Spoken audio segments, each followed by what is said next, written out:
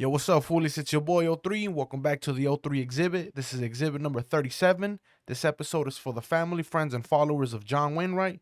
We talk about growing up in Painesville, Ohio, how we met in college, his time in Spain, and more. Now for the story of John Wainwright, post up and enjoy. Yeah, welcome back to the podcast. Got a special guest. I'm going to let him introduce himself. Hello, everybody. My name's John Wainwright. That's it. That's all you That's got? it. Yeah, Omar and I, fraternity brothers in college. I'm from Painesville, Ohio. I'm 31 years old, 6'1", 180.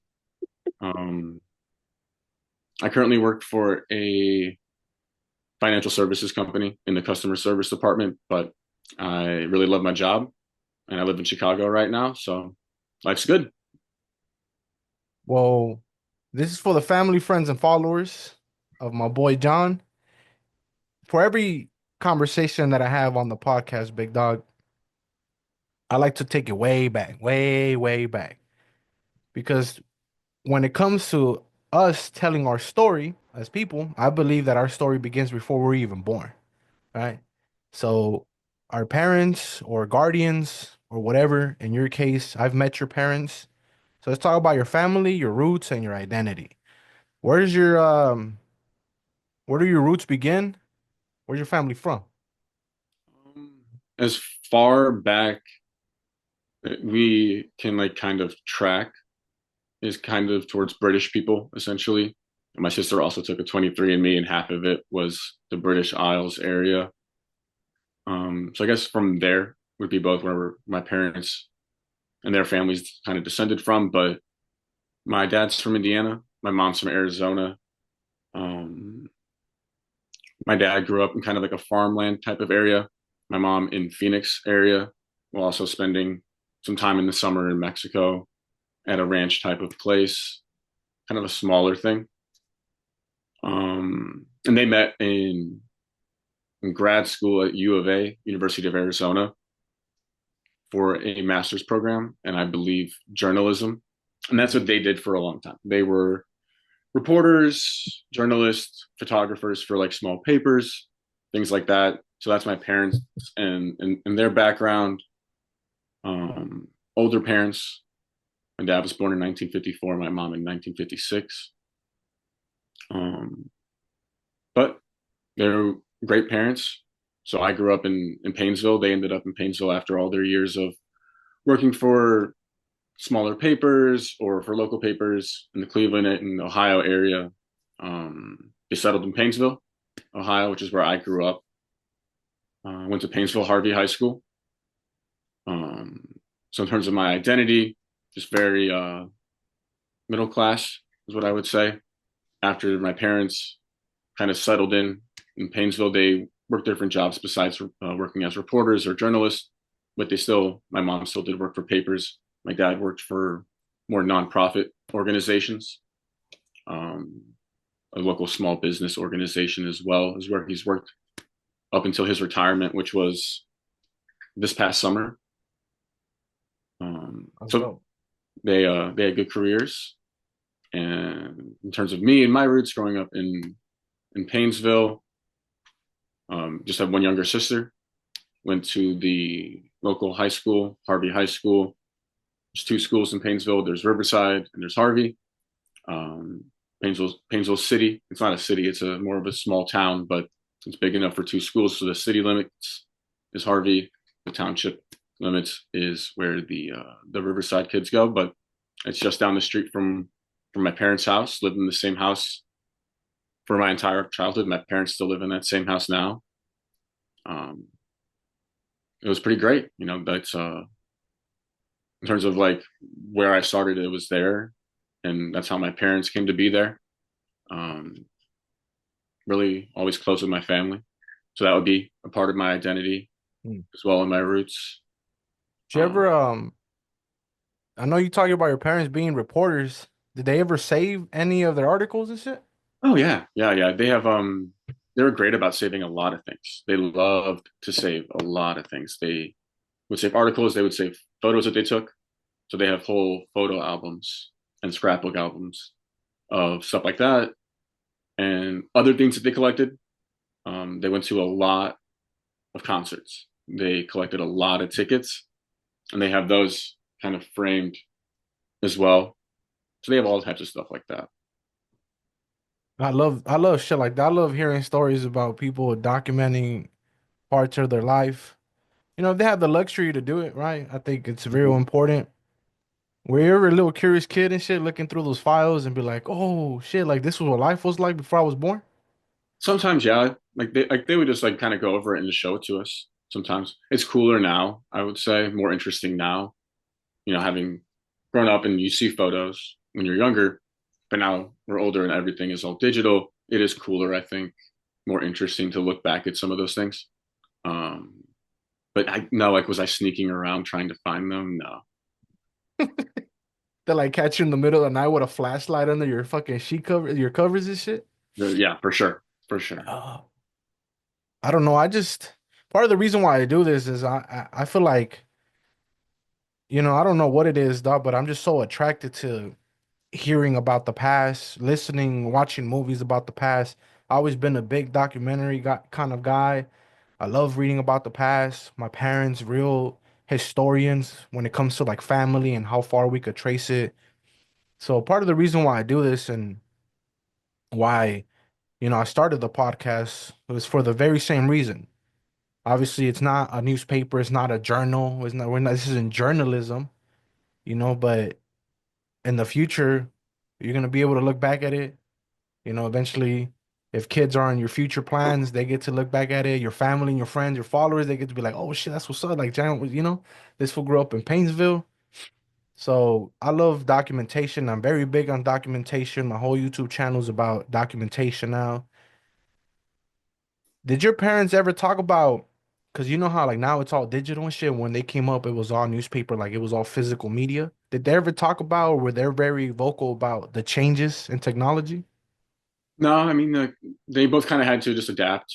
You know, um, they loyal subscribers to the local papers all throughout growing up. I like doing that. We like to like read the sports section, for example, to do things like that. So they're definitely supporters, but they weren't activists or anything like that in terms of that. But yeah, they would definitely have the opinion that like seeing things change is in a way sad because it is cool to have the newspaper around and have someone deliver it and things like that. More of an experience. Like with like things being more digital, there's news always, and when there was just news once or twice compared to like for example, like my dad grew up, there's only 5 channels on the TV, Mm. so like there's only 5 different shows you can watch at once, and half of them were going to be news half the time. So having more information, you know, that's definitely something that I think is interesting as well. Yeah, there's something about having a newspaper in your hands, dog. Right? Like there's something about it. I don't know what the fuck it is, but there's an experience. You said it right there. There's an experience. Same with a magazine. Mm-hmm. Right? Growing up out here, we didn't never got to buy the magazines and shit because my parents were like, "What the fuck? What do you want a magazine for?" Right? But yeah, just looking at the magazines, it was just like having something. It's like a book to me. It's like It's having something in my hands. perfect for like the dentist's office. Ah, yeah. That's part of going to the dentist is reading the magazine. When there's nothing else to do and shit. Nothing in the magazine either. Those are the worst ones where it's just nothing but like food recipes that you're like, I don't give a fuck about no cuisine right now, my boy. But later, now I can find Oh that yeah. very helpful, but not at the dentist when I'm thinking about how I need to get stuff off my teeth. Shit. That's what I'm saying. I love this podcast because I know you, fool. I've known you, and I got to meet your parents. I got to meet your sister. I went to Painesville one Christmas break, so I'm able to understand a little bit more. Like I have more context when it comes to your story and kind of like the story of your parents. But I didn't know that they were journalists, right? Like, we never really got that deep Hmm. into these conversations. It was all like during the time, it was all college football. I remember we want to go see Star Wars and shit. We'll cover that story later on in the conversation. But just listening to my peoples talk about their parents and how far back they could trace their lineage. I was gonna ask you like, did you ever do one of those 23andMe? But your sister she did that for the whole family. Britain, British. You said Yeah, Arizona and Indiana. yeah, You still have family over there? yeah. Yeah. My mom's family is more spread out on the not necessarily the West Coast, but the west part of the country. So El Paso, Phoenix, Los Angeles, and San Diego. And then my dad's family is also spread out as well, but there's still some in that is in Indiana, but they're also in Texas, for example, a few of them. You ever get to meet your grandparents? Only one biological grandparent, and she passed away when I was about 10 or 11. Mm. And she lived in Phoenix as well. But we would go visit. We visited often. It was important to visit, so we did go visit. Did spend a lot of time with her. Did have good times with her. Do have good memories with her. Um, but she was older. Like my parents are older, so they were also older. She had a second husband, called him Uncle George, but they married elderly as well. So he was around, and he was a nice enough guy. Sometimes a little bit old school. But he also had a ranch in Rochester, New York, like outside of Rochester, which is a The fuck? small city in New York. So we would go there a few times, and that was always fun too. Oh, one one like central theme in the Mexican community and the Mexican culture is family. And I know you grew up, we'll talk about it in a bit, but I know you grew up kind of knowing and experiencing a little bit of that Mexican culture in Painesville. And then obviously when you met myself and Sergio in college, but family's big as fuck, dog. I got primos. I could trace my lineage. I got fucking 100 some plus cousins all over the fucking world. Some I don't even know, right? And then one thing that I noticed when I went to Ohio is like when I would ask, because I'd be curious like that. They're like, hey, where your cousins for where your family's from? It's like, oh no, I don't know. I just grew up down fucking, in this part of Ohio and shit. And then all I can know is my uncles, my aunts. Some of them don't even have kids, but that was it. You feel me? And it was just like it was the difference in culture, at least one of the big things that I noticed. So that's why I kind of asked these questions because, you know, I'm a curious person. I like to know where people's families at. I like to see kind of in the map. But it's also something that's engraved in me. My parents always taught me about family. There was like, yo, your family, you're from here, we're from here, we grew up here. Yeah, we raised you guys in LA, but your roots are right here, right here. You know what I'm saying? But you have family all over the fucking world, blah, blah, blah. And so I've always been curious. And growing up, you think everybody's like that. But as time goes on and you get to even some of my homies, they don't have that luxury. They don't have that privilege to be able to trace their family outside of their parents.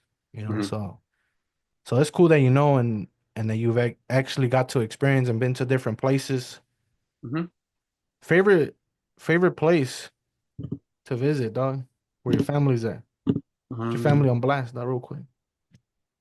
Favorite place to visit family would definitely be Phoenix. We have a lot of memories there. That's where my mom and her siblings grew up. Were in Phoenix, so we spent a lot of time seeing them there.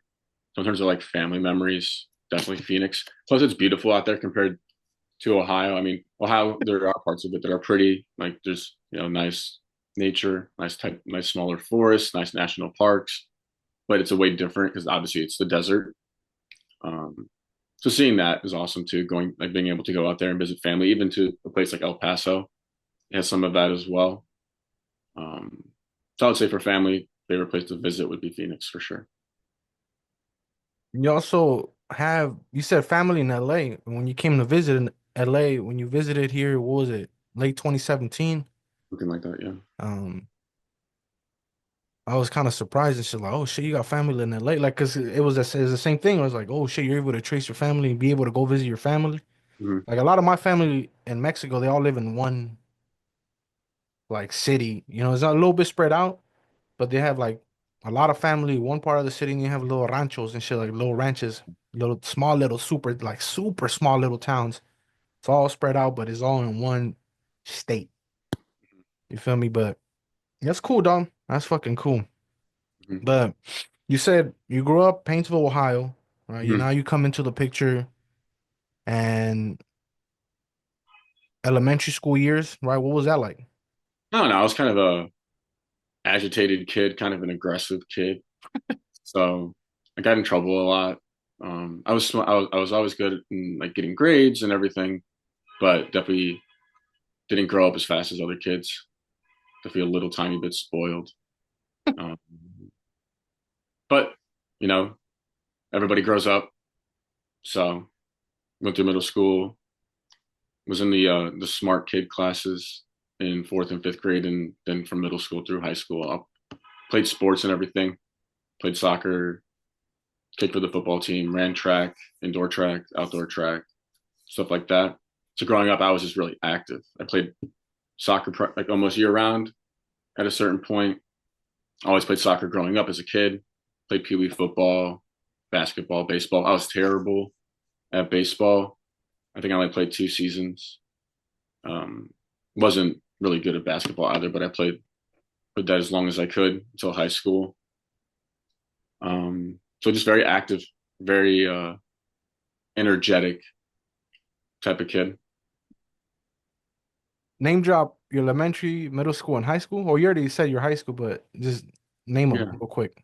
Hobart Middle School, St. Clair Elementary School, and Lathrop Elementary School for a little bit. Mm. Talk about your development as a kid, right? When it comes to like your interests, your hobbies, Ooh, outside of sports and stuff like that. What kind of shit were you into, like music wise? What were you listening to it Green Day. back in elementary school? It, I, honestly, I can't tell you a single thing I listened to in elementary school. No music? It was like this, like iPods had come out and like cell phones had come out and everything, but like I didn't have like a phone that had music on it really until middle school. Um, I guess like music would just be classic rock because that's what my dad listened to in the car. Like we didn't have like music going on in the house all the time, for example. I didn't like I guess my first CD though was a Green Day CD, the Dookie album. You don't know that? I'm not, never talking to the wrong person, dog. Look at the posters What? behind me, fool. It's just Green Day. I mean, it's not like it's bad. No, I just never got into that kind of style of music. It was never me, though. Fine, fine, fine. Straight gangbanging music, fool, day one, dog. Yeah, see, like complete, like just it was whatever was on the radio. Essentially, that's what I was into until I think I liked Coldplay a lot for a while throughout high school. But then I listened to a lot of rap also in high school. A lot of Lil Wayne, Young Jock in middle school. Yeah, popping, huh? We had to do a PowerPoint on a musician. Um, Nah, you chose Young Jock or what? yeah, I did 100%. I had my Facebook uh, where I'm from. I still do actually. I think as College Park, Georgia, because that's where he's from. Um, it's probably a bad thing, honestly, that I still have it up. Maybe a little rude or insensitive, but I just never changed it. I just so in terms of music specifically, I guess a lot of Lil Wayne was what I was big into for a while because Lil Wayne was so popular. I never really liked um, Eminem. Never Mm. really liked Eminem. Like, I like "Lose Yourself," that one song, but I was never like, oh my god, like I love Eminem. Like I'm gonna listen to an Eminem album. I know. But he was so popular back then. He was all over the radio. Definitely some Gucci as well. I can definitely remember being on like vacation in high school and like listening to Gucci Mane on my phone, for example, just walking around. Um, Well, you said Eminem. That's like a misconception that a lot of fools have was that, oh yeah, like if you're white, you love Eminem. he's just so aggressive, like so aggressive sometimes, and it's like that's too much right now. And you know, I just didn't like him all that much. I'm sure he's nice though. I mean, when he was at the peak of his career, I was in elementary school listening to Eminem. Yeah, So, to us, like the biggest star was Eminem. 50 Cent came around the same time. So that's how I grew up on. Now, that's what I'm saying. Like it was just straight aggressive. It was either, I mean, obviously the whole Spanish side of things, but when it comes to American culture, kind of music, it was always rap. But it started with Eminem. Eminem, Nelly, 50 Cent. Probably the big three for me. I also like Bon Jovi a lot. Ah, I can remember because I was a bad kid. I got suspended from school a couple times, and I would have to go to my dad's job. and just like be there all day long. Jesus. So I, What the fuck I you would have do a or what, CD. fool? What? You get What? suspended for what? I don't know, just like getting in trouble like little, like as like a kid, like before middle school, just like getting in like fights at school or something like that. A little more getting down and shit. Not really, just being a dick to people, probably more likely. Not like an actual fighter or anything. No. I wonder what your dad used to think of that. You ever ask him? It's like, yeah, you were just kind of wild, man. Just kind of waited it out and, tried our best to be patient. And they were great. Like they've always been great about it. So that's a big part of my development, I guess, is that I've always had very patient people. Yeah, it's funny how you when I asked this question about the music, the evolution of people's taste, Hmm. it's either rock or rap. And I've yet to interview somebody that grew up listening to straight country music. You Did can you ever find get them in into country Ohio. music? You can find them in Ohio. Do I listen to country music now? Yeah. Or did you grow up at any point in your childhood, did you ever grow up listening to country music? No, my dad doesn't really like country music. My mom like some they like folk music. Like folk rock from like Yeah. the 50s and the 60s and stuff like that. Like they love that type of stuff. That's But the like hippie shit, right? no, not necessarily. Okay, this is going to be very off, but there's a band, for example, called Crosby, Stills, Young and Nash from like the 60s. That's a folk, like American folk rock band. Like there's Mm. like still like electric guitar. There's a little more country, for example, than classic rock would A be little less the aggressive. yeah, just like a little more laid back, a little more storytelling type of thing, like a little more like a different energy and a different content than just like classic rock. So like they like that type of stuff, and they do like old country or like what's a good example? Or like because like Johnny Cash would be a really good example where he's like got a country type of voice, but you don't necessarily only look at him as a country singer. Hmm. Like that type of rock um isn't exactly folk, but they were really big into that as well. So I like Johnny Cash a lot. And my dad liked this is more old rock stuff. It's called prog rock, progressive rock.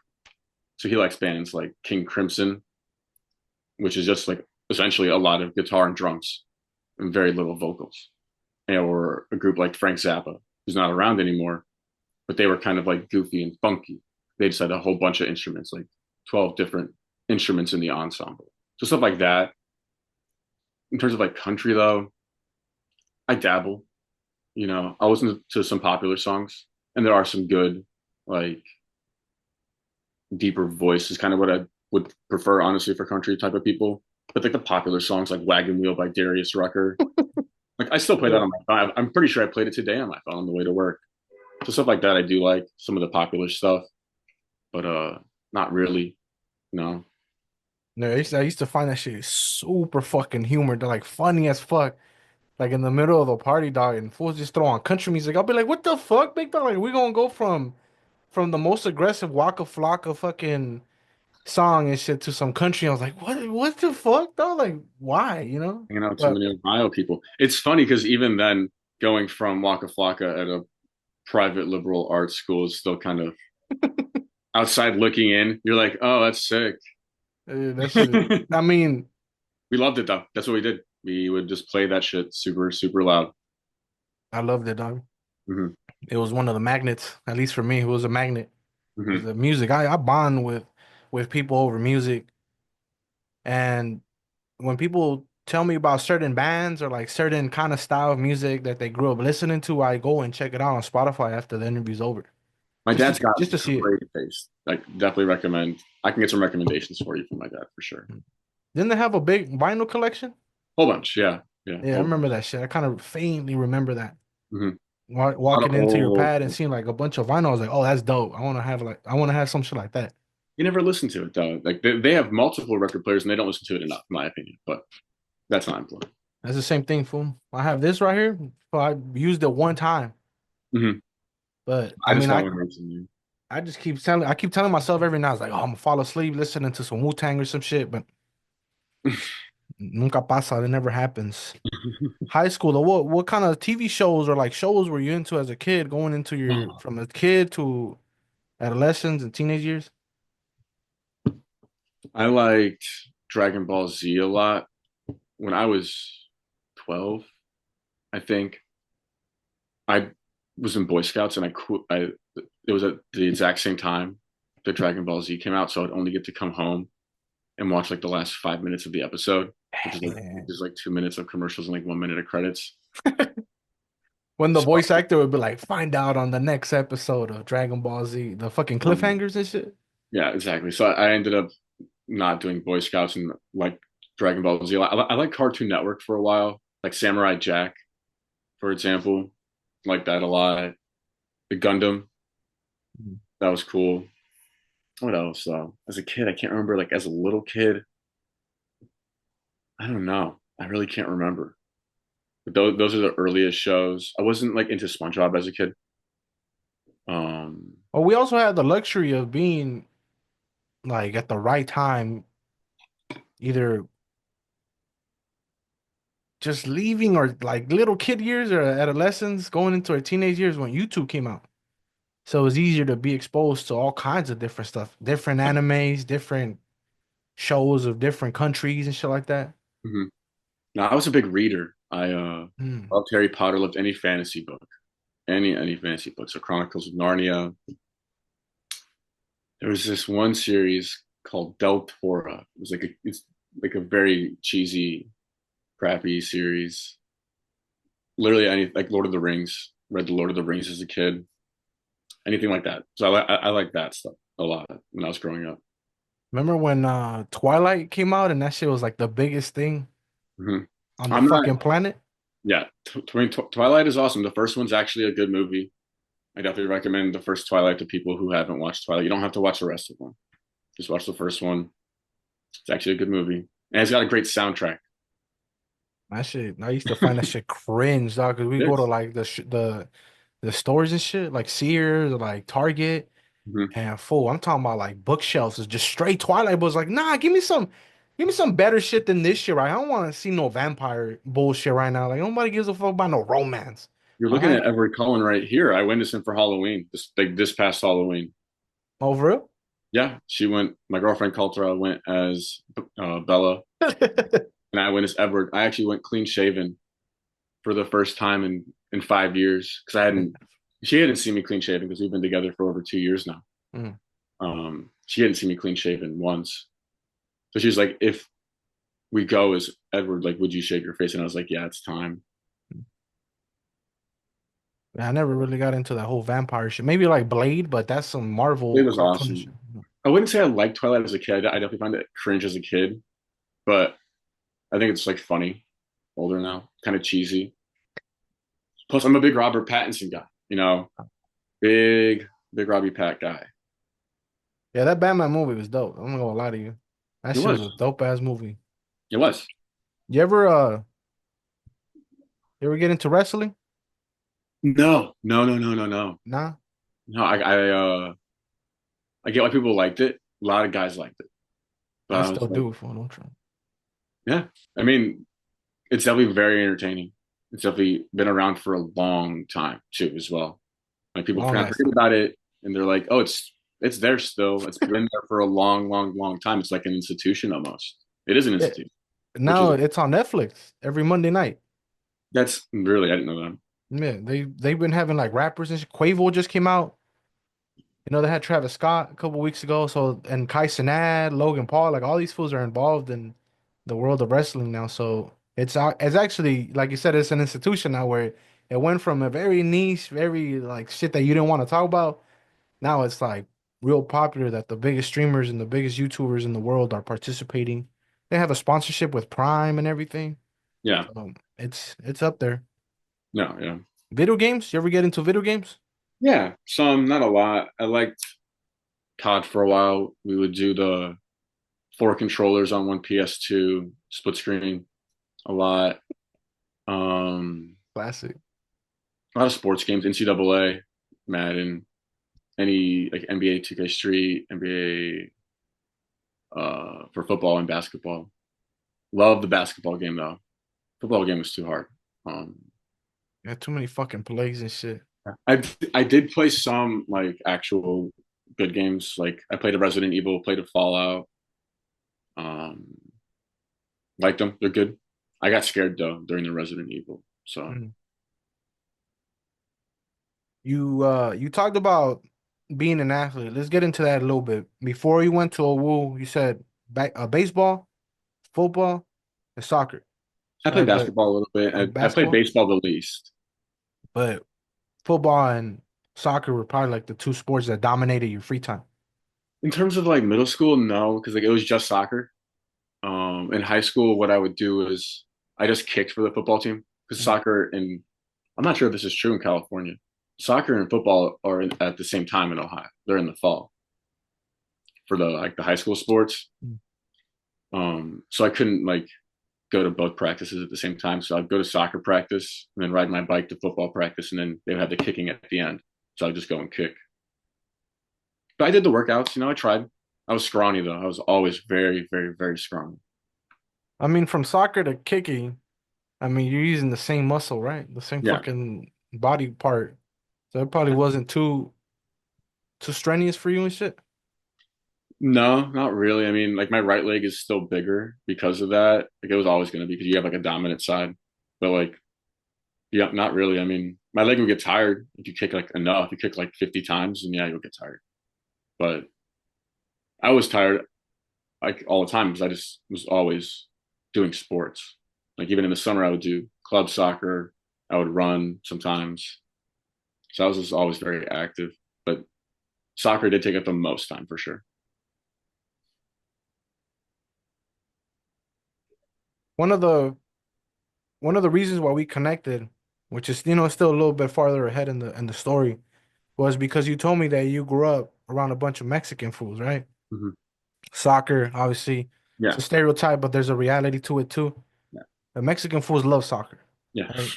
I'm the opposite, dog. Look at me, fool. I'm a big fool, dog. My whole life been a big fool, but my dad, Hmm. soccer. My whole family, my uncles, soccer, dog. That was their whole life growing up in Mexico. Hmm. Even out here, they used to go to the parks and shit. Obviously, that Yeah. we have a gang of parks, Hmm. ba ba ba, soccer everywhere, dog. But to me, I was never attracted to the athletic life. I was always in the streets and shit, wanted to blaze it, fool, and do stupid shit, rap. What are you flexing right now, dog? Or what? I can't see it. But Hmm. what was it like growing up with all these fucking Mexican fools, dog? It's pretty normal. One thing that I think that I thought about leading up to today, talking about like growing up in Painesville, is that all the people that I know that went to Harvey, they are like very vocal, not very vocal, not all the people, but there are people that are very vocal, and all the people kind of have the same perspective that they're glad they grew up in like a more diverse environment as opposed to like the majority of other schools around us, which were a little bit more like not like segregated, but like naturally more one race than the other. Like there's schools that have more white kids than anything else, schools that have more black kids than anything else. And then there's kind of Harvey as a suburb school with an influx of Mexican population, specifically from areas like Guanajuato and Leon over the 80s and the 90s. I'm not like an expert on this, just a disclaimer, just kind of like my understanding. So it became a very diverse area over that period of time. A lot of second generation kids would be the kids that I grew up with. Some kids, immigrants, they did it like we would probably be one of the few schools in that area that offered at that time at least ESL, English as a second language, so like specific classes for that. But that was just all kind of normal. It was just kind of what it was. You just grew up around kids. You look back at kindergarten pictures and it's the same thing. So you just don't really you figure out that it's different very quickly. When like you play sports, for example, when you go to like a place that's maybe a half hour, 45 minutes away, more rural, there's you do pick up on how people look at situations and that they're not the same situations. Um, but it was fun, you know, playing soccer freshman year. I lost a bet because we would play outside of school too. We would play in like a summer league. So for kids like below like 16, 17, you could play in like the youth league. They had indoor and outdoor. And I lost the bet. I bet my team would win like the final or something like that. And if I lost, I would have to wear my hair in a mohawk, or rather a faux hawk like this, Uh, for all of freshman year. you did it. I did. Yeah, it's my school, What it's the my fuck? You school gotta yearbook send me a photo. picture, dog. Yeah, I'll find a picture and I'll send it to you. But it was cool. They were all really good guys. All the guys that I grew up with are family guys, have kids, have a wife.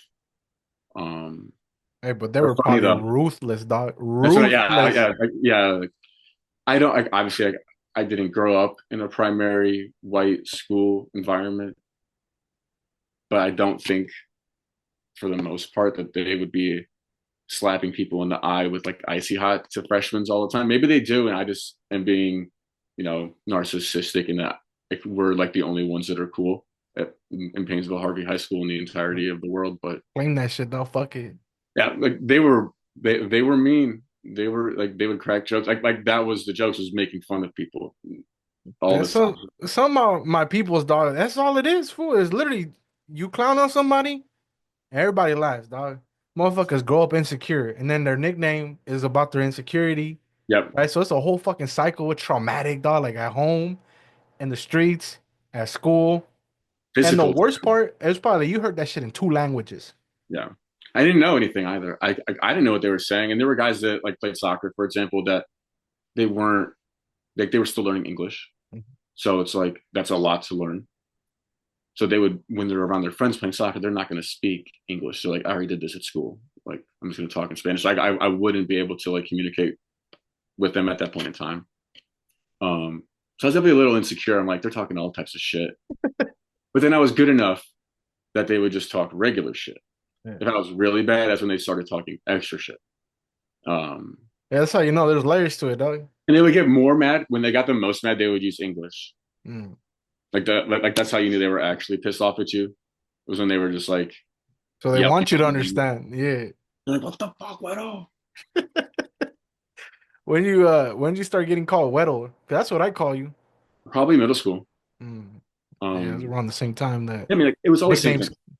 It was always the same thing. It was always like me. There's one other white guy, but he was a couple years older, so there's like a small overlap. I'm sure that like the team is actually more diverse now than it was when I was in school, and they're actually great. So they've expanded the program. Like it's a legit soccer program now. Whereas when I was in high school, it was a more recent program compared to other schools, like the public schools that have been around a while. Like we weren't a big enough school. We didn't have like there wasn't always a Mexican population in that part of Painesville, so there wasn't always a soccer team. It might sound silly, but that's just kind of how it was. Honestly, there was more of like a basketball, football, wrestling type of school, track type of school. So we got, when I was in high school, my senior year, our first playoff win in program history, I believe. So that was something that I thought was really cool, and got to share with those guys. But they were all real good dudes. Like we would hang out outside of soccer, come over. Like we wouldn't hang out like the most, for example. Like I did have other friends that were not Mexican. Um, my best friend Sam happens to also be a white guy. Um, I It's know. just natural. It's just natural. You know, it happens. Um, but no, I growing up with them was definitely something that I look back on happily. Got to do a lot of things that I would have been able to do in like a primarily white environment, like playing in like as an adult, and also in the summers as a junior, senior in high school, you could play in the adult league, and that's a whole thing. Like they, with all the immigration that had happened, and I graduated in 2012, so it had already been established. Like there's already multiple Mexican grocery stores, restaurants that are Mexican owned. Um, they have a Sunday league with like 15, 16 teams, and they have vendors like the taco truck, and they're selling snacks. To the extreme, dog. They had the big, there's a huge, not a fence, but essentially a massive fence behind the goal because there was a road behind it. So they wanted to stop the ball from going over there. It was part of the park, so it's been there for a while, anyways. And they would hang the big, oh my God, not the Virgin Mary, maybe the Virgin Mary, a big I have tapestry, probably like the Virgin Mary, dog. a huge. For some reason I wanted to say it wasn't, but it probably was my understanding. It was like huge. It was like 40 fucking feet. It was massive, and that would be hung up behind the goal. and there'd be people playing music and people drinking beer, and there's like probably like 60 cars there. There's like a couple hundred people there in the Oh, like at the fool. That's like it's at the a right part. it's a way of life, dog. That shit is a way of life. That's fun. Like that was great. Like that was something that like my dad got to go and chill because he was like we would drive around for like indoor, for example. My dad would just pick everybody up because like you mentioned, like big families, that's big responsibility at home for like for the parents. Like they kind of always have to be either working or with the kids. Um, so we would just pick guys up because they're like their parents can't give them a ride, their parents are too busy, whatever situation. And so we would only need because for indoor you only need like 6, 7 guys anyways. Maybe one or two guys get rides or whatever. Guys ride together. But we would get like 8 people into this big Ford Expedition. So it'd be my dad, and my dad is very like I'm very pale. My dad's very tan. Like he loves his son. So he looks like a darker skinned white guy. He's got this big bushy beard. Yeah. And we pull up in this old Ford Expedition, dark navy blue. And it's him, me, and 8 Mexicans that hop out of it like a clown car. And everywhere around us is primarily white. So that's not what they're used to seeing because different situations, like maybe everyone, whatever it was. We definitely got looked at crazy a couple of times for doing stuff like that. But those are fun times. Like people were always hitting each other in the car. It was nonstop. People were always joking around in the car. It was nonstop. Signs of affection, no. That's how you know your homies. If they ain't treating you like that, be careful. You they might think you're a piece of shit, and So if they No, included you in that, that's a sign of respect. It's a sign of love. Some of my people, that's how we show love. I don't know what it is, but that's just how we are, no. right? I actually ended up. This is not like childhood, but I actually ended up working like landscaping with a couple of them, and that was fun too because you're just hanging out all day, and it's the exact same type of thing as when it was during school. Just a little, just like all the shit talking, all the like the what like whatevering. Yeah, for literally, you do anything, any like, there's a joke for anything. There's nothing is there's not a single stone that doesn't get left unturned out. We joke about everything, no matter what it is, dog. Yeah, Don't no, matter what it is, a joke about anything. they would make fun of my dad a lot because he was like he's very sweet, but he's also very loud. So Mm. he like when we would go, and he loves to go to stuff. He loves to go to sports stuff. So for any game, he was always yelling, and he would like coach some odd teams, like indoor teams, whatever teams. If like we would play at the Salvation Army, for example. So like if they needed people to help out or do something, like he would be there to like help out sometimes. Not like a big way or anything, but like he would say Azul because there was a team that was Cruz Azul. One of the teams was like that's who they played as. I played on Leon primarily, and he would say Zul instead of Azul. Azul. Like they would go up to him and be like, Don Wedo, Mr. Wedo, say Zul, and he'd be like Zul, and they would think it's the funniest shit of all time. But he was a good sport. Like he really like really loved those kids. Really cared about him. Um, coach like the indoor teams for the girls because you can't have the high school people like teachers, coaches, coach outside of school. So like if you have like a indoor team, which most people do, like a parent or somebody has to do it. So he would do that type of stuff. And my mom was very supportive of that as well. Don and Doña Wedo. So it felt I just have really good feelings about it. That's all. Yeah, it was a funny experience when I got to go with you to Painesville. It was your senior year, right? I think It so, was a yeah. Christmas break, and I got to stay over for like 2 weeks. And you had told me, right? But it was hard for me to believe because I'm still at that point, it's still kind of hard for me to understand that there was pockets and communities of just like, I mean, for this in this example, Mexicans outside of the West Side, the West Coast, Southwest. So because I mean, in Delaware there was like the little restaurants, and you would see them at the restaurants, but you wouldn't see them out, Yeah. right? And when my cousin, rest in peace, when I would go with him my freshman year, he kind of showed me a little bit of the Columbus area, right? But like the Mexican pockets, but that was my cousin. I've known him my whole life, but to have you take me, we first stop was to a Mexican restaurant. I ordered in Spanish. It was fucking Spanish. I was like, Nah, I'm home. I'm fucking home, dog. I got to kick it with some of those fools, dog. Speaking in Spanish, they're taking shots. It was somebody's birthday. They're singing fucking happy birthday in Spanish. So I'm like, what the fuck? Find out Guanajuato. My family's from Guanajuato. I have family that lives in Leon, right? So I understand the the the slang and I understand like the jokes and because Mexico's so big, there's different parts. Not every part is the same. And then we went to a fucking wedding, dog, like a fucking boda way. Like I'm like, what the fuck? And I'm a guest of you, right? Of Hmm. you and your family, but I'm just like at home and shit. And I'm like, what the fuck? And they're talking to me in Spanish and they're like, hey, wait, ¿quieres unos modelos? Allá están. And I feel so fucking at home, dog. And I was like, yeah, buddy. Like, yeah, it was one of the best experiences that I experienced when I was living out there because at no point when I left LA that I ever felt like that I think like, oh, I'm gonna run into some shit like that out there.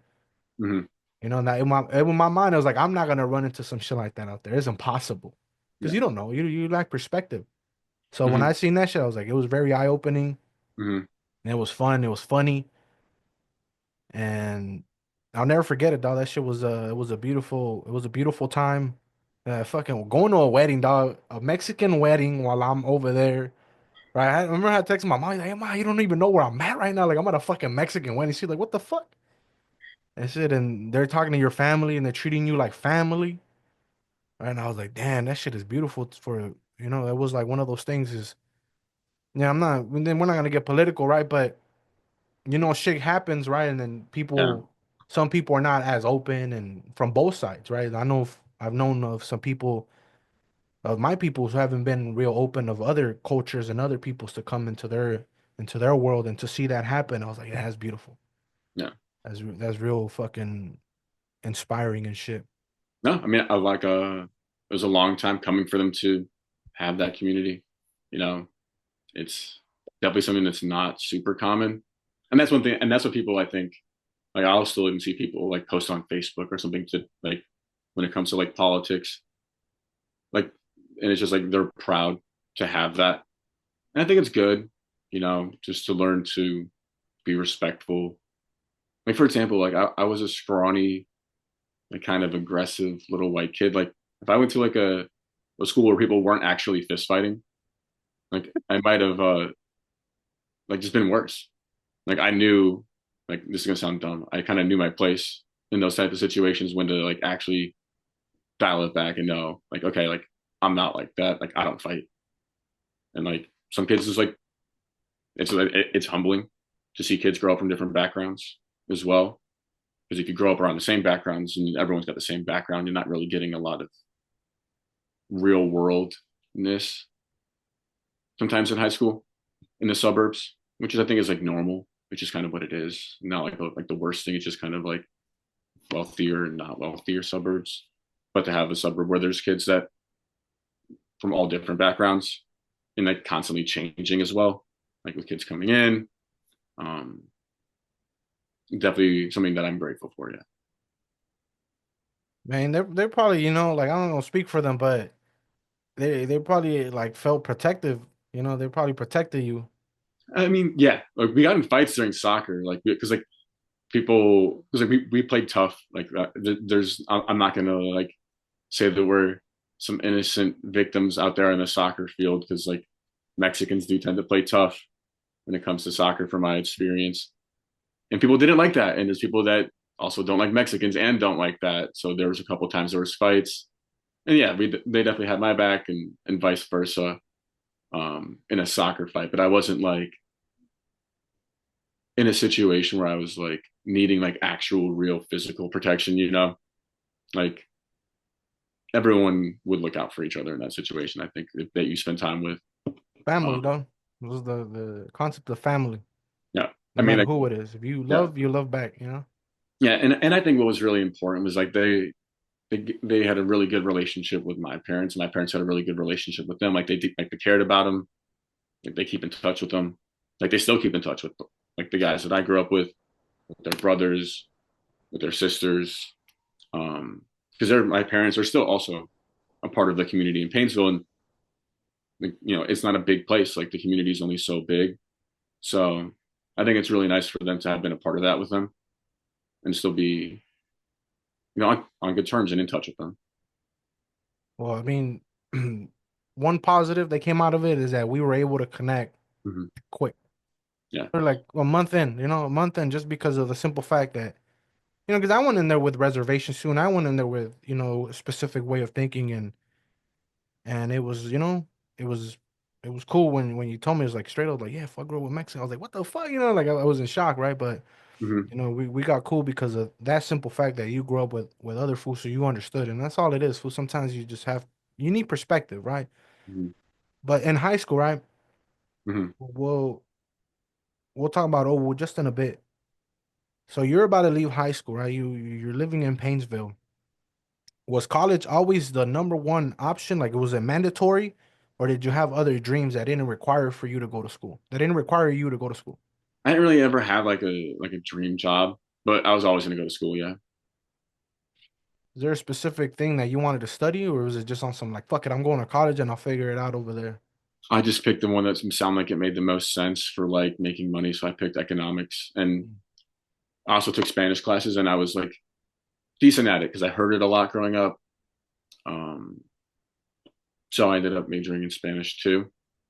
But honestly, no, I wasn't like I'm super passionate about this, super passionate about that in terms of like studies. I do like history, like to read about history. Um, but I never really had something though. Mm. So you just went to college, like, fuck it, I'm here. Yeah. Like, I'm about to go to college. What about? I know you say your parents both were journalists, right? Was that ever something that you explored as an option? Not really, just if only because I knew that financially that can be a tough job. Um, and it's a very changing, like we got into college and like I got in college 2016. No, I graduated 2016, 2012, 2013. Like the digital age is already here. Like journalism's already changing. So like, I don't know. I guess I would have thought about it and be like, that would be cool. And there have been times when I've been like, yeah, if I could like do it all over, I would have been like an investigative journalist or something like that. Like yeah, like those are thoughts that I have now.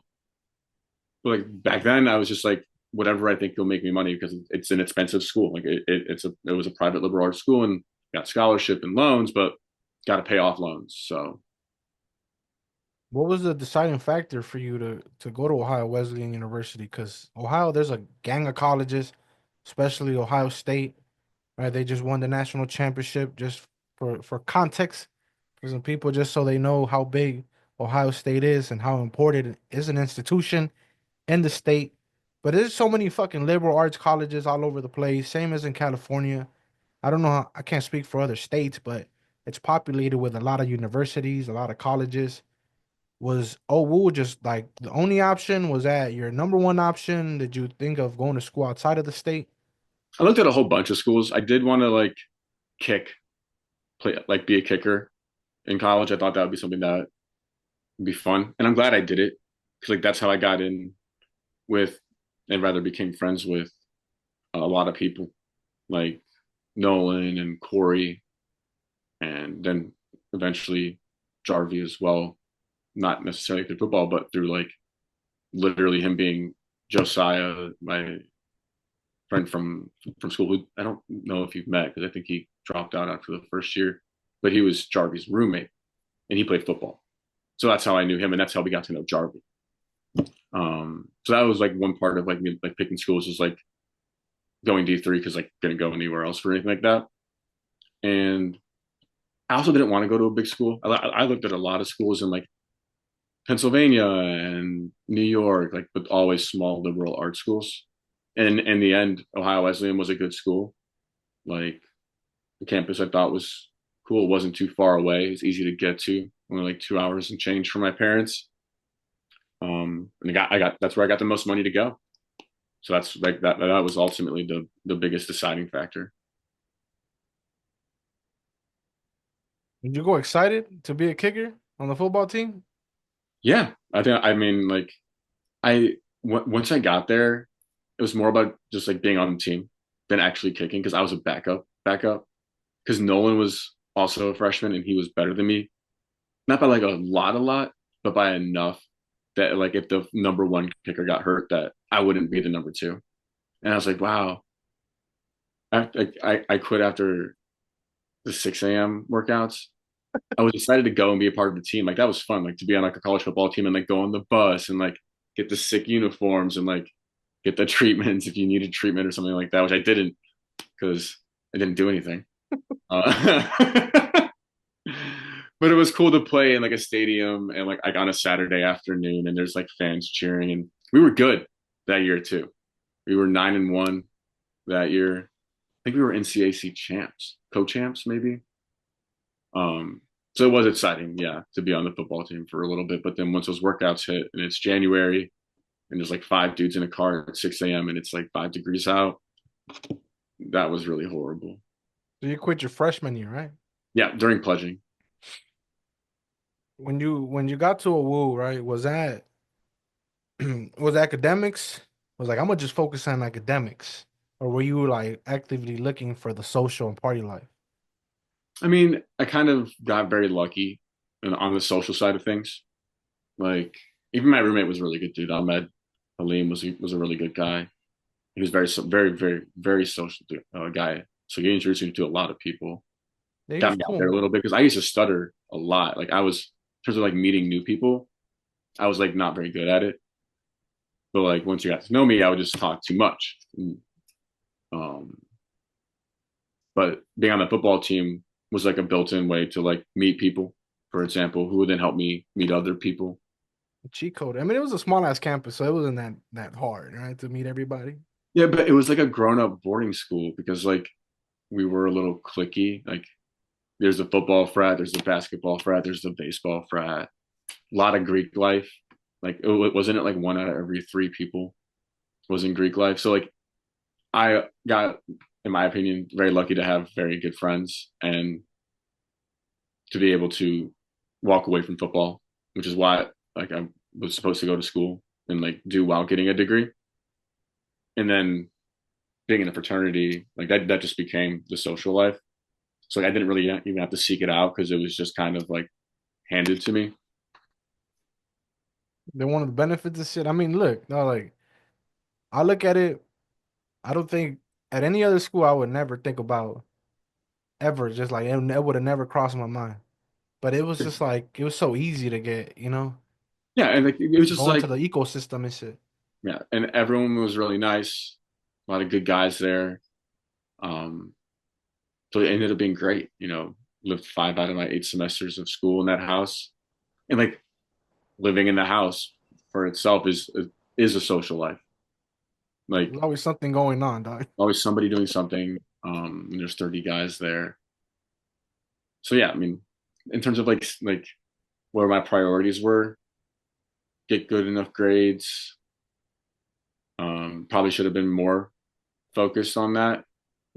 More process oriented. I put in work and like I tried hard. Um, but I definitely living in the fraternity house was very willing to seek out the hangout.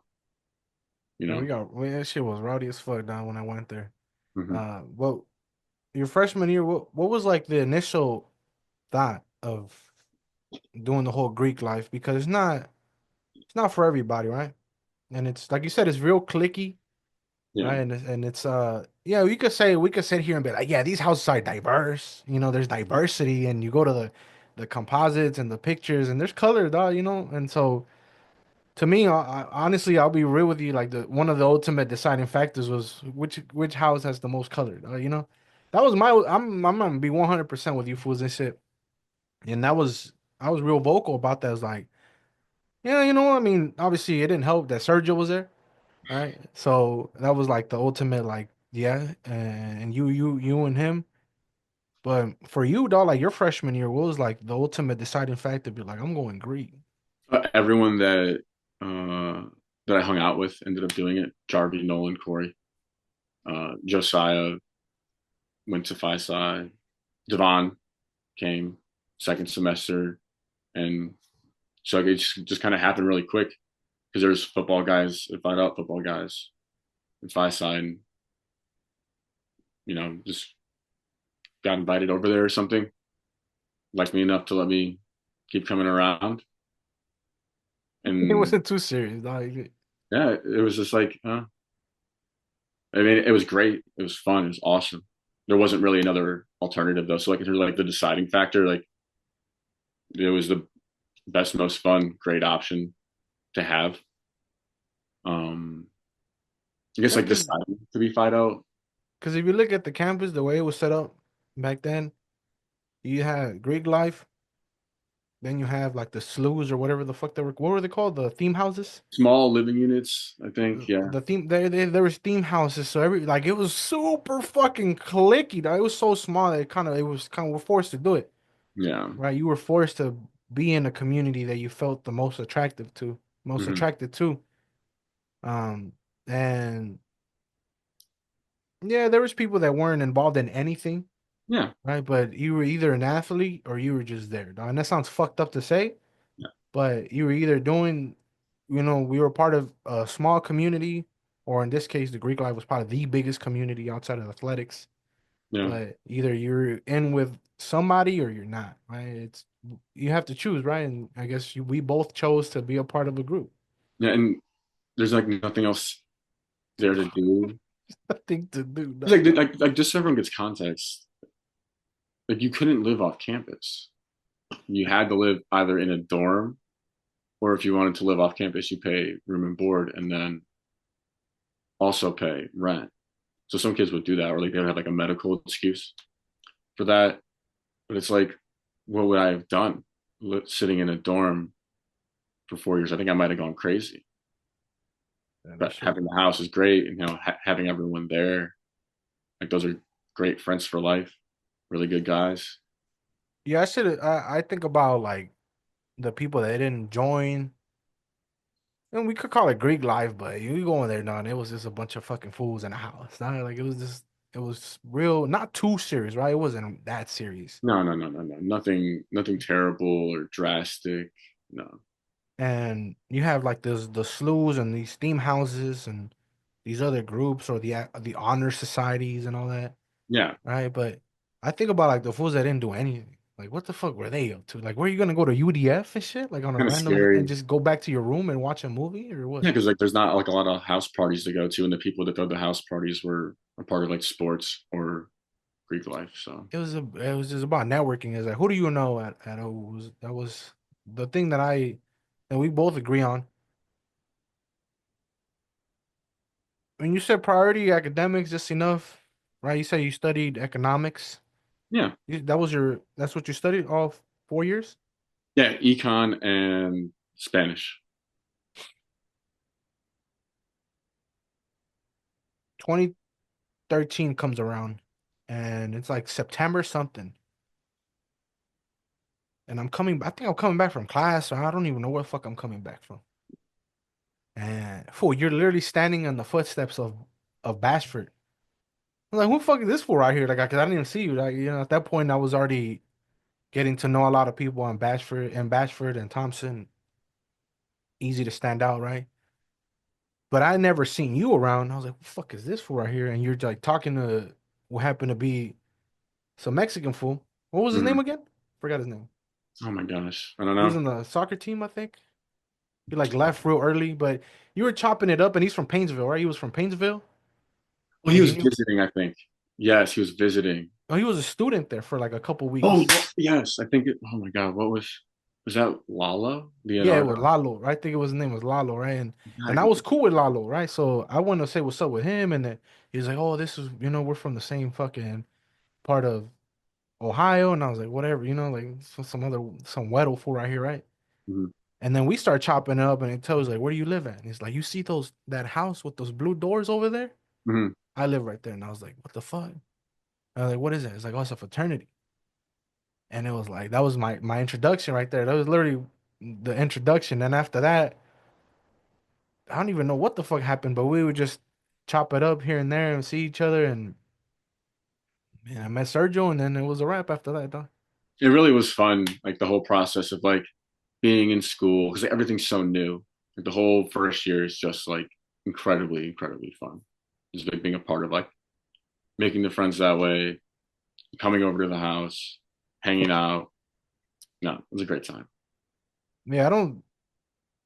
If it wasn't for you, Sergio, it was like, and with Sergio, he had a lot to do with it. Just too, I'm gonna try to get him on the pod as well. But him being from out here, Torrance, being Mexican, like as somebody that grew up, it's not like it is a forced segregation, but there's also a mentality behind it where you kind of like want to stick to the people that you do know. And if it wasn't for you fools, I don't think I would have ever joined because a lot of the fools that did join, that ended up being my pledge brothers, we lived in the same building, but that was a different, way different culture, dog. Like it was not, it was two different things, and even Sergio, we were different, way different, two different parts of LA, but Hmm. just that's what I needed, dog. I needed somebody that I could relate to. And then a lot of the other Latino students, especially the other Mexican students, I couldn't relate to them. You know, maybe it was because of the gender, maybe it was because some of the other Mexican students were from Mexico. Hmm. You know, and for me, I'm from South Central, dog. Yeah, I'm Mexican, but I'm Mexican American. I'm Chicano. I grew up in the hood. And I know English, but my shit's all hood. Like it's like a certain, it's a whole different world. You know, and to me, I was always looking for that the hood students, right? Hmm. Never really got to find them like that. So it was just like, oh shit, no Mexican food that's from LA. Because like I said, there was other Mexican foods, but they weren't from LA. So it's not like I didn't want to chill with them, but I knew that they ain't gonna get me. I ain't gonna get them. So why try? I Hmm. was real close minded my freshman year and shit. So when you started telling me, I was like, oh, this fool knows what's up. I was like, yeah, they call me Weddle. I was like, oh yeah, this fool knows what's up already. Like this is a real fucking traditional nickname that we give white people that we fuck with. Like a wife, we're not gonna. I mean, yeah, we call all the Weddles and the Weddles and shit, but like to be a specific nickname that comes from a place of love, right? And so when you told me, yeah, my nickname is Weddle, and Lalo, he kind of backed it up too, and he was like, yeah, that's what they call him. You know, he grew up playing soccer, and I know this fool. I was like, oh, this fool gets it. You know, so it was a fun time. It was a real fucking fun time. Like I said, got to visit your hometown. You're in Painesville. Hmm. You say you study Spanish. You lived a semester abroad, Hmm. correct? What was that like? It was awesome. About 110 days, I think, 100-ish days. It was part of a program through our school where like you go as a group and you live with a host family. So that was the first time I'd done anything with like a host family. For example, first time I had been overseas as well. So that whole experience, it was like even literally flying there. I thought it was still kind of interesting. Um, but it was awesome. We had class. We had class from 9 to 2 every day. But you adjusted pretty quickly. But I remember being hungry a lot over there because like in Spain, in Salamanca is a college town, and there's a lot of students there. A lot of people living with host families probably. If you have a small breakfast, you go to 5 hours of class. You're walking past Spanish students, rather they go to the University of Salamanca from Spain. You're walking past kids that go to like Missouri University or like West Virginia that are also a part of a program that are here. So you might talk to those people, and you would talk to other international students because it's an old university, one of the oldest universities in all of Europe, I think. Um, so people would come there to study as well from other places in Europe. So you meet people like that. So meeting a lot of people from different cultures was fun because it's such a diverse city as well. In the part that we were at least, like there's a lot of different types of bars, like a lot of different types of places to go to. They sell beer at McDonald's. I thought that was really funny. What? Um, but it was a really good time. Um, Learned a lot. Got really good at Spanish there. Not really good at it anymore because I don't use it. And it's been a long time, honestly. It's been like About to be this like will be 10 the tenth years? year. This will be the 10th year. This will be the 10th year. Yeah, but I was really good. So like getting to speak Spanish and like be really good at it and like talk to people from Spain and like the host family, for example, you could only talk in Spanish. Like they didn't want to talk in English, so you could only talk to them in Spanish. And it was kind of a, a little humbling because I knew that it was hard to learn English. from growing up with kids that had to learn it and like their parents have to learn it, for example. Um, but I got to a point where I was like forgetting words in both languages. Like I Yeah. couldn't say what any like I couldn't say what something was in either language. I was like, damn, this is really really confusing. Like, yeah, I don't. But then you remember it after like a minute. But it's like it was hard. Like it was fun to learn. It was fun to get better at it. Welcome to my life, dog. Yeah. But really, honestly, the program outside of class was something that was just very fun. They had two trips organized, one to the south of Spain, one to the north of Spain. And it's literally just a bus trip. And we had a big group. We had like 16 people. Um, so to have people from like different fraternities, like guys that I wouldn't hang out with normally on a regular basis, and guys that like I would occasionally. It was fun to do that. But we had a lot of free time too. Like we were eating really healthy because all the food over there is better. Um, we go would go to the gym and work out there. So that was I just had a really good time hanging out over there. Got to travel a little bit. My friend was stationed at a an Air Force base in the UK.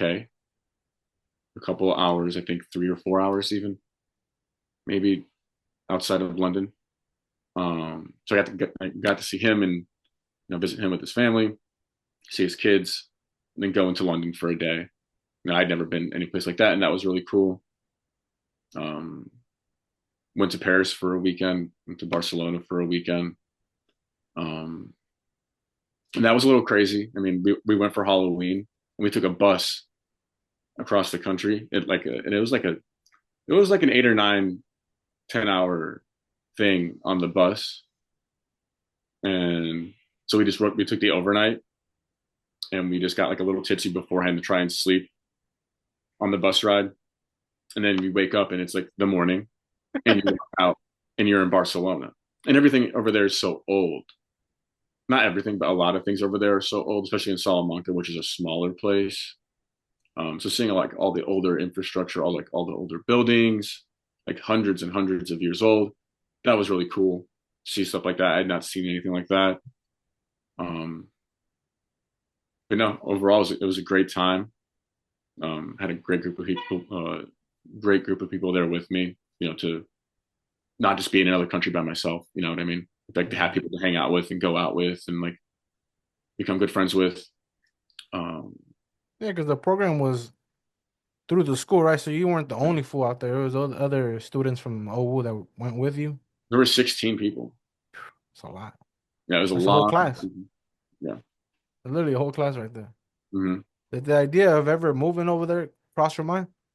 A little bit, but like there's jobs where you can teach English as a second language all over the world. So I thought about doing that. I'm like, it was so great. I don't really know what I want to do, but I also have student loans to pay. So I was like, eh. But I did think about it, yeah.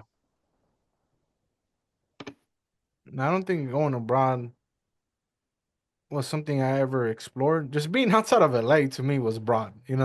Just the different places I got to visit to me was like, damn, that shit is crazy.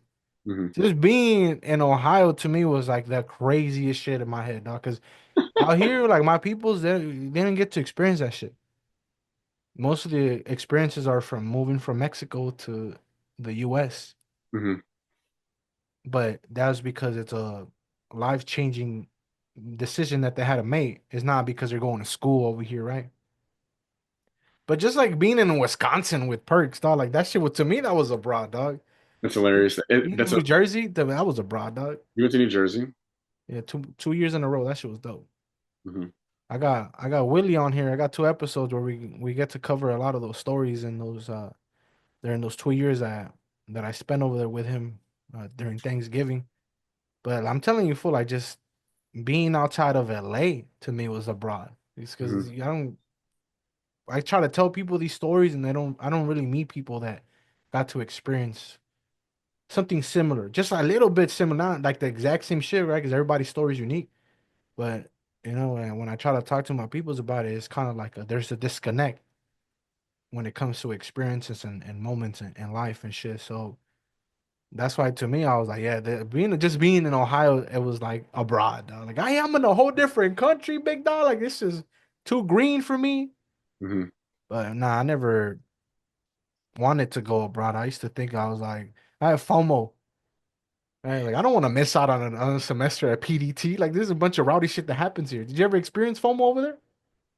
I mean, a little bit, yeah, maybe. But like, it was a really fun time. Like, it was cheap too.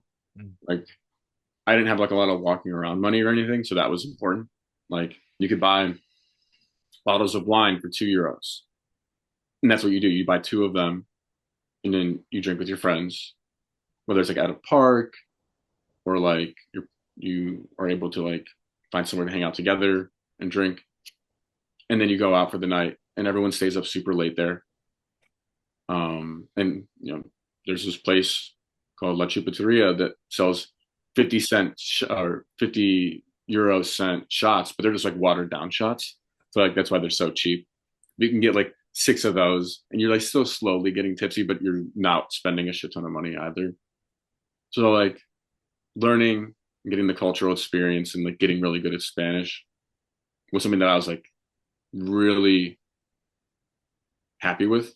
But I didn't anticipate it being as fun as it was. But the like those little trips to like the south and to the north, like they were school organized trips. So you hop on the bus together, like this big charter bus, and they drive and they go wherever you go, and you're only seeing like ancient stuff when you have like the planned events. Or like there's like these grand, really big estates called La Granja. It's just like a palace estate type of thing. And like seeing something like that in person was like very mind blowing because I'd never seen place that has just like miles of space dedicated around one massive building. And it's like how old some of those buildings are and how big some of the rooms are and like how full of stuff they are. They're like museums essentially. They are museums, I think actually now, but um, seeing stuff like that was interesting. Like we went to this one hotel on one of the trips north, and well, and this is funny. Part of the packing for the trip because you weren't sure if you're going to be able to like buy alcohol where you're going because you don't know where you're going. You would just go and buy a whole bunch of wine, like 6 or 7 bottles, and pack them in your suitcase What the as well. fuck? Yeah, because it was so cheap.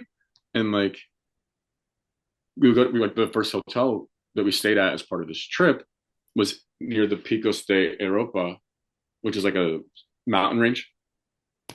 Um, and this hotel isn't near anything. It's in the middle of nowhere. There's like nothing else near it at all. It's just like on these winding roads near these hills leading towards the peaks. Um, so there wasn't anywhere to buy alcohol. So we would pack stuff up. We'd go to this place, like the hotel, and just hang out with everybody in the group, with like all 16 people. And just drink wine.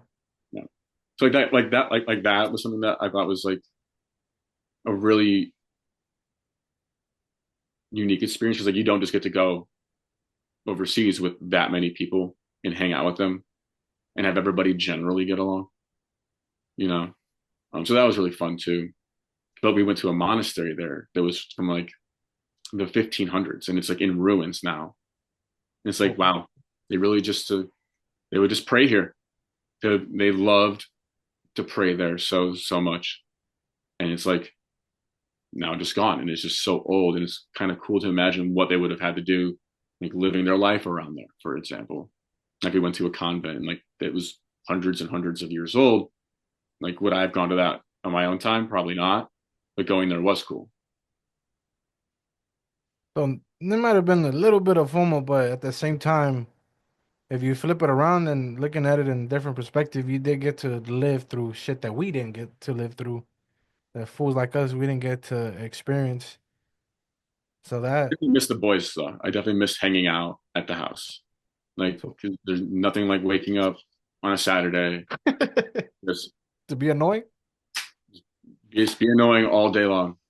obnoxious 8 a.m. fucking playing the most ridiculous music. Hmm. Oh man, what a time.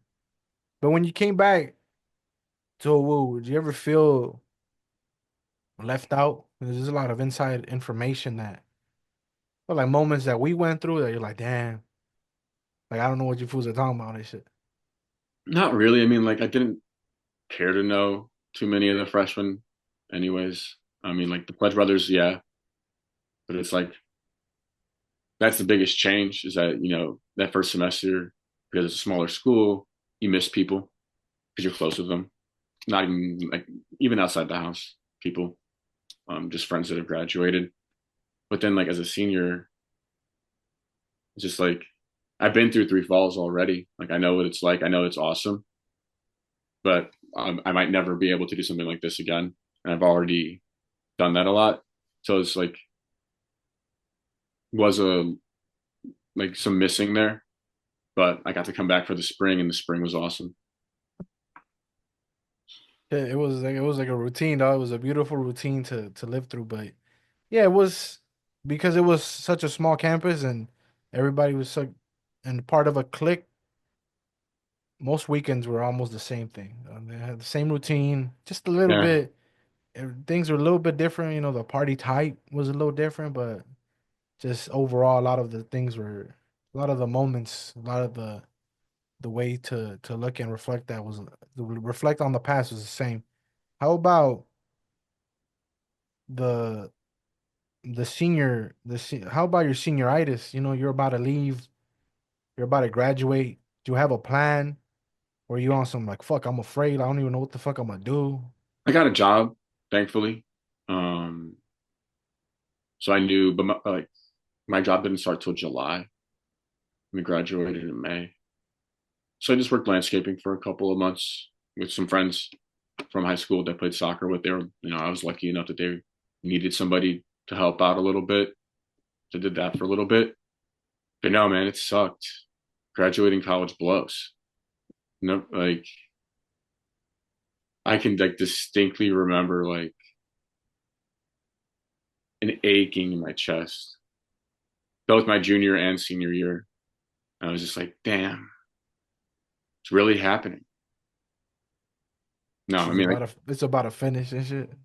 yeah, and like a lot of it was doing the same thing over and over again. But some of the best days of my life were just doing the same thing over and over again and just laughing all day and having a great time. Like it's almost 10 years later, and like I'm still seeing dudes. So I saw Ben, Matt, Connor, and OB at this event on Friday in Chicago. So it's just like how long those friendships have been already.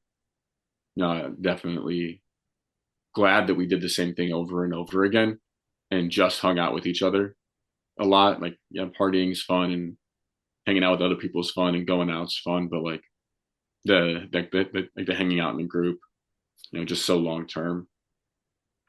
Yeah, it was like the thing I used to explain to people was just walking on a Tuesday night in October, and there might be some fools drinking, some fools, on the top balcony, going to cloud nine or whatever. But then you just have fools, just two, three fools in a room playing video games. Next room over, fools are watching Sports Center for some weird fucking reason. Two rooms over, somebody studying. Like, so there was always like when we say something was always going on, it was not like there was a party going on every single day, but there was chill sessions going on every single day. That Mhm. was the beautiful part about it is that there was always something to do, and a lot of the times there was a lot of stuff to do sober. Yeah. It wasn't about drinking. I mean, for me it was, right? But speaking generally, right? Speaking generally, it was there was stuff to do that didn't require, some rowdy energy. You feel me? I No, used to. I mean, you get to bother whoever you want, whenever you want. I took full advantage of that all the time. Plus, Yeah, see people like you put so many guys in the same space, they're just gonna fucking fight each other and get mad at each other, have like get like the testosterone pumping. So there's always somebody. for no reason either. Because motherfuckers don't want to clean the kitchen. Like, why is that? Why you beefing over a Someone's kitchen, bro? always arguing about something. Over a kitchen? No, that shit was it was dope. But now you leave, right? Now you leave OWU, you find a job in July, and is it the same job that you've been working ever since, or you've been bouncing around? No, I've worked at three jobs. Worked customer service slash like operations roles for financial service companies like a bank, an insurance company. Now I work for a brokerage company. Um, so that's pretty much all I've done. Just financial services, customer service, doing stuff to help people with getting whatever task they need to get done for their account done, whether it's like moving money around or updating information, stuff like that. But I have a great job. Love my job. Lived in Ohio after school, in Toledo, in Euclid, Ohio, which is back near my hometown, in Lakewood, Ohio, which is like 40 minutes from Painesville, but closer to downtown Cleveland because I worked downtown for a couple of years and on the west side of Cleveland as well. Um, just didn't do too great professionally for a while, but doing well now. Been with this job for maybe 4 years in May. Moved to Chicago 4 years ago for this job almost now. Um, so a lot of that time, 20s before moving here was just spent working, hanging out with people that, from my hometown or that I met through people from my hometown, people that I've become very good friends with.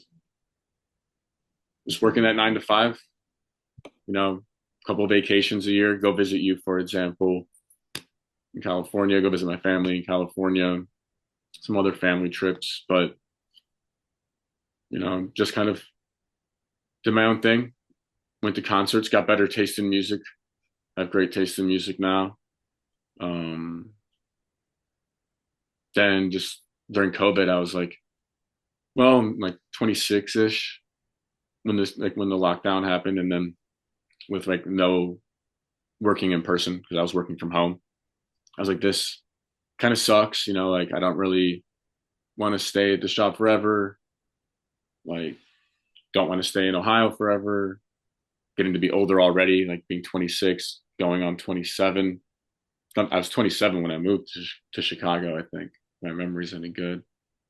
Um, so I was fortunate enough to get a job over my years working in the industry that I did. I was able to become more qualified, pass some tests, get some licenses. So right now I got a great job. They serve free lunch every day. Everyone there is super nice. It's a fun place to work.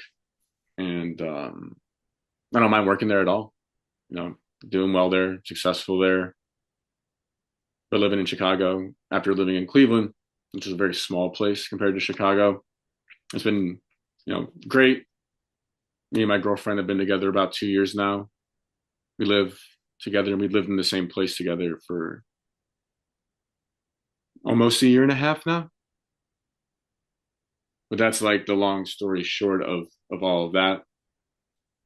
I was But in just terms, thinking about it, dog. Like the past couple of years, maybe from like 2020 to like 20, like midway 2022, it was like a blur. It was like one full year, mhm, right? Because of the lockdown. It was just, I always felt like every year would just like mesh into the next year. And then 2021 was kind of like it's starting to open up a little bit, but shit's still kind of the same. And some point in 2022, shit started finally opening up.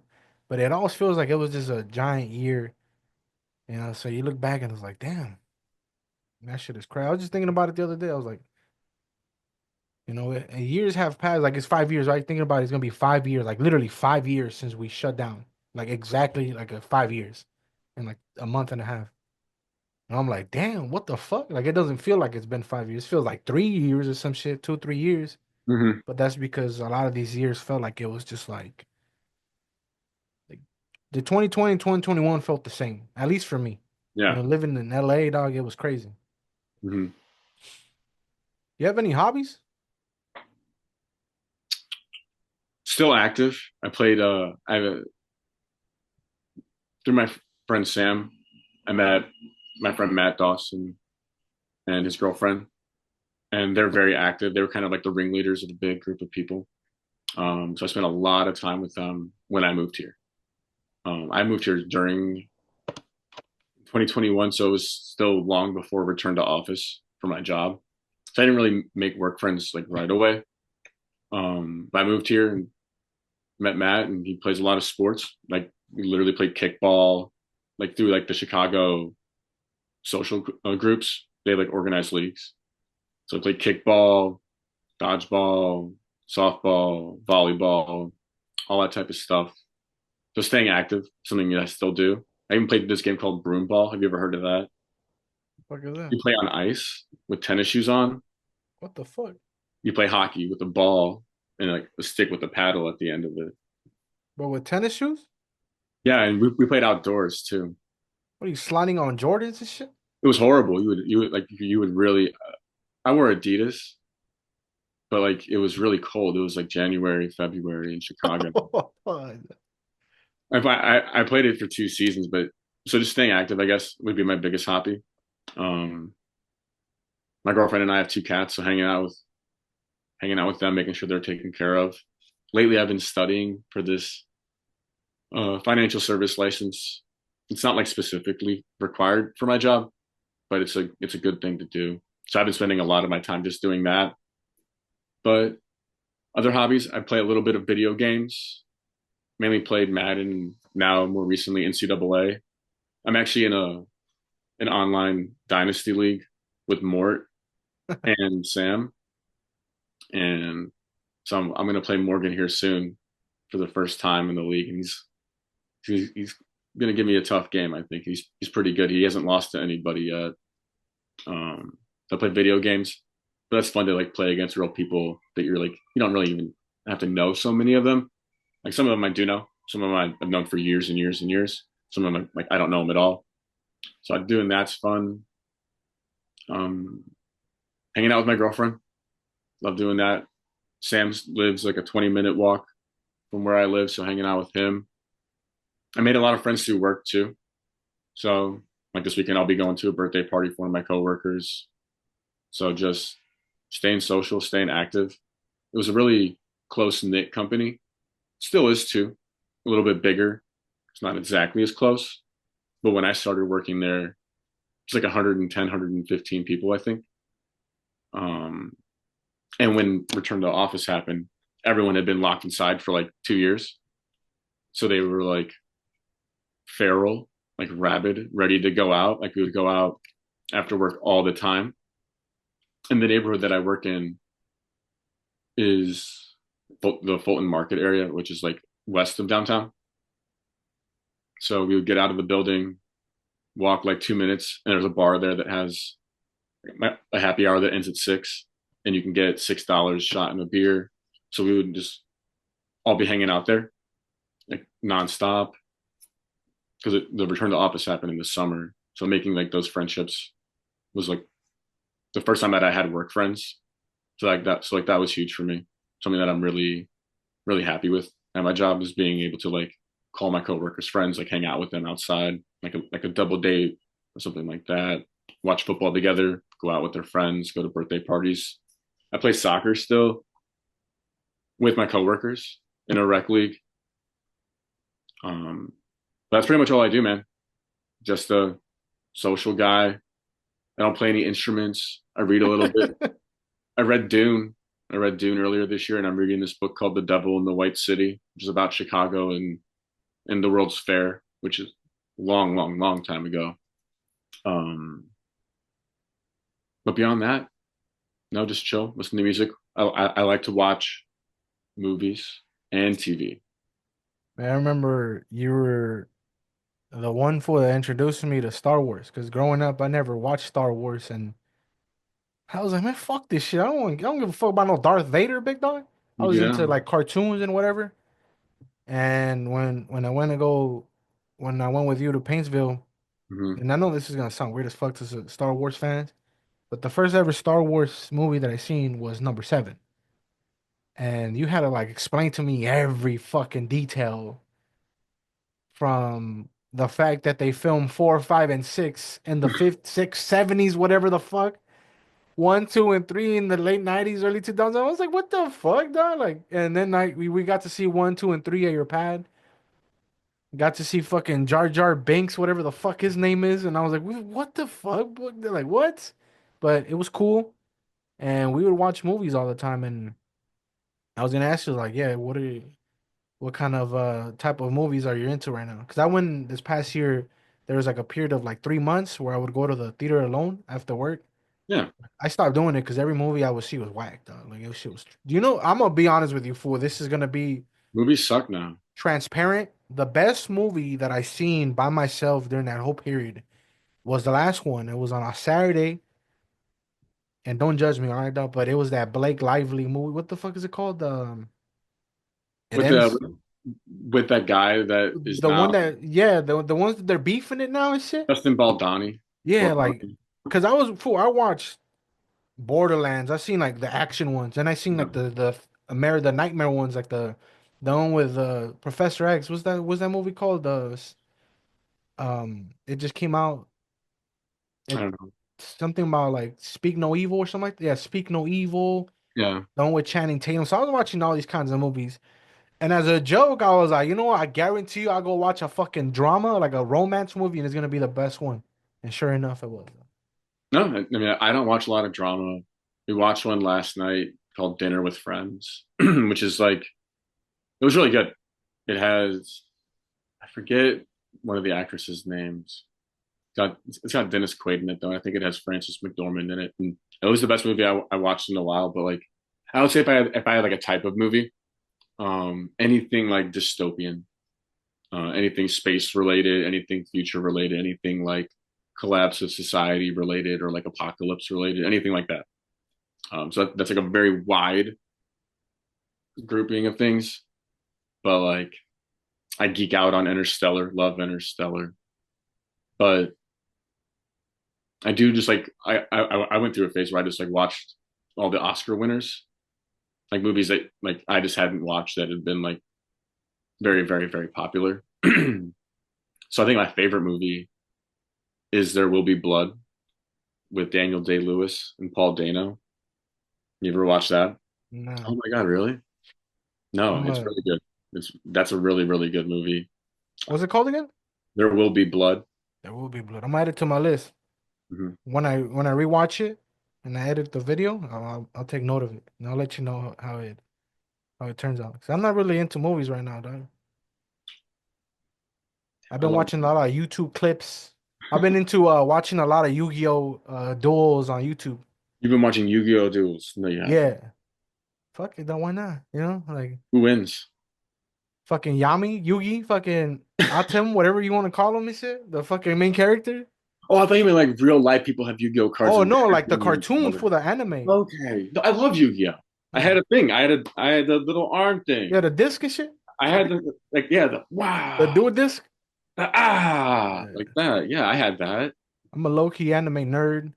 Low Yeah. key, just a low key one. Do you like No, Studio Ghibli movies? fuck is that? Really? You don't know what Studio Ghibli is? No, yeah. So it's like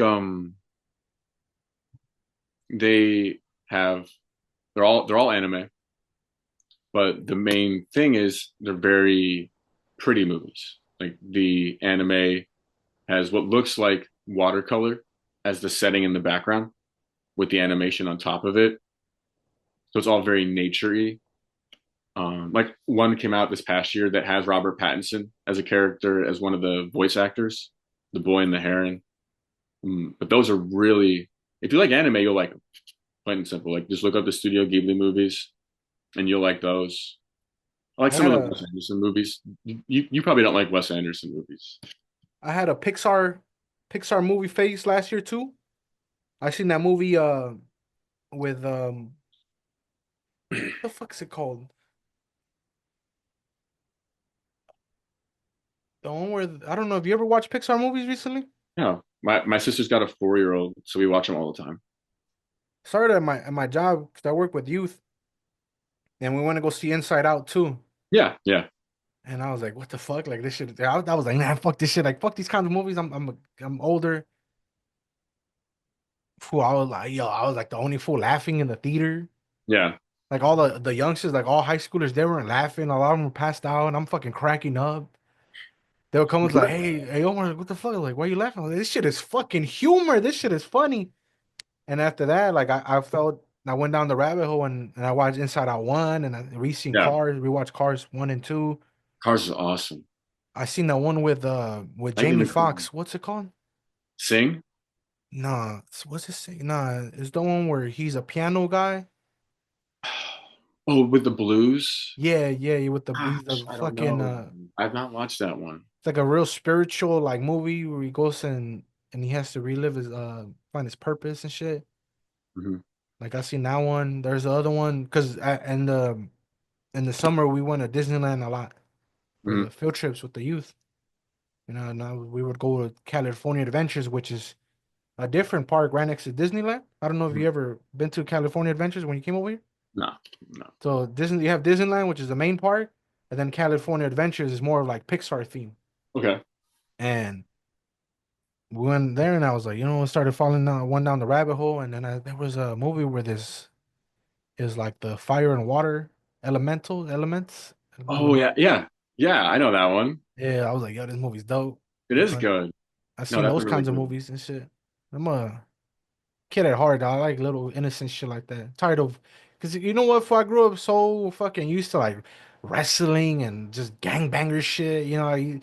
Fucking middle school kids watching documentaries on gangs every day, Yeah. serial killer shit, and then I never really got to enjoy my childhood like that. So like now as an adult, I'm going back and I'm watching a lot of like yeah, I'm rewatching Yu-Gi-Oh and like these animes, but like Pixar movies, like to me, I find joy in doing that now. Have you watched the new not new, the Buzz Lightyear movie? Nah, Oh my I God, stopped for you a love bit. that movie. Do you like Toy Story? I love Toy Story though. Okay. So obviously it's got Buzz Lightyear. It's not like Toy Story exactly. I don't know why I mentioned that. It's about Buzz Lightyear. It's about what the action figure is based on. Um, it's really good. I definitely recommend the Lightyear movie. What else is I gonna? You like The Incredibles? Yeah, yo, The Incredibles is dope. Incredibles is amazing. We're gonna watch Shrek soon. I don't know if that's Pixar though. That might be DreamWorks. That's DreamWorks. Okay. Um, yeah, I just been watching a lot of YouTube clips. Not really into movies, so that's why I said same shit I said about the music after the interview's over and I get to go edit it in a couple days. I take note of certain things that I'm interested in, like the music. I was like, let me go listen to this band. But now, I have recommendations for certain movies or certain types of movies to go see, and that'll probably be what I'll do for the next couple of months in my free time. I don't really have that much free time now, but when I do find some free time, I'll let you know about what was it called? Those anime movies? The ones with the paintings in the back? Studio Ghibli, Yeah. Ghibli. I'll text it to you. All right, for sure. Yeah. No, you also got to watch There Will Be Blood. That's an all-time movie. It's just like it's between like this guy who's an oil man. It's set like in the past, like in the 1890s or like the early 1900s out west, where they're like discovering oil still. It's like an oil man versus preacher. It's just like a drama.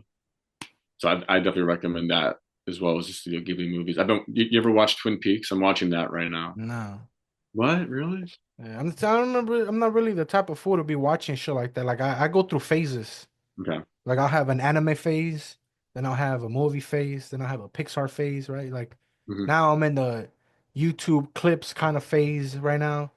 I think the thing that I watch the most during my free time is Call of Duty. They have this like esports pro league, Yeah. right? So I watch other fucking fools play Call of Duty, right? Because that shit is crazy. I like the shit the little things that you learn. So because then I adapt them to my play style. So it started off as research, but then you kind of like it's like regular sports. You get attached to the players and the teams. So I have a favorite team and I have certain favorite players. And it doesn't hurt that the best player in the whole league, he's Latino, right? So that's one of those easy connections right there. And the owner of my favorite team, he's Mexican, so Hmm. it's easy to get caught up in the whole in that little world, right? Because I play Call of Duty, I understand it and I love it. But that's literally all I've been watching. But I'll check those out. I like trying out and seeing different shit. Like I said, I never seen a romance in my life. And it turned out like I want to go see this Blake Lively movie, and I was like, yo, this shit is hard, dog. This shit is cool. Mhm. Because I went in there and I was like, this shit better not be cringe. Because every other movie, I was like, cringe. But Yeah, see what's up. I'm a big rom-com guy. Love romantic comedies. I don't really fuck with shit like that, but I'm open. I I'm open. I'm open really to see fucking new hate that. different I stuff, fucking hate right? that. But we come to the end, big dog. Okay, I ask you one final question. I like to ask my guests this final question. If you could talk to the future John, the future Weddle, what would you ask him? future me. Did everything work out good? Perfect. Yeah, I think so. Perfect. Well, thank you. Thank you for spending your Thursday night with me, big dog. It's been dope catching up through Zoom. I know in 2023 we got to see each other for a couple days. Hmm. It was a fun time. Shout out to my boy Chimp. He's got married. It Hmm. was cool to catch up in person, right? And even before that, we caught up in person here in LA with Sergio, and before that it was obviously our time at OU. I like this podcast because I'm able to do like the reason people ask me is like, why didn't you do it in person? Is because this episode would not happen. Yeah. Because I'm not gonna force you to come to fucking LA, dog, just for a podcast episode, right? Mhm. But due to the technology that we have nowadays, conversations like this are possible. And I've had a couple of the OU homies, the PDT fools that we got cool with. I've had a couple of interviews with them here on the podcast, and you've always been one of the names that have, like I was like, I gotta hit this fool up this week. I gotta hit this fool up this week. But it's just like I know people from all kinds of different circles. I got the OU kids, the fucking childhood kids, work people. So I'm also like very reserved. No, not reserved. That's not the right word. It's cautious. I'm very cautious as to who I invite Okay. on the pod because not everybody, I knew a lot of people, but I didn't get to know a lot of people where they where I was like interested in learning more about them. Let's just keep it like that. Sure. And there's a lot of people at OWU that are never gonna, I'm never ever thinking about reaching out to, but I'll let you choose um a dream guest that you would like to see on this pod that we met at OWU. It doesn't have to be from PDT. It could be some random ass fool that we were both cool with.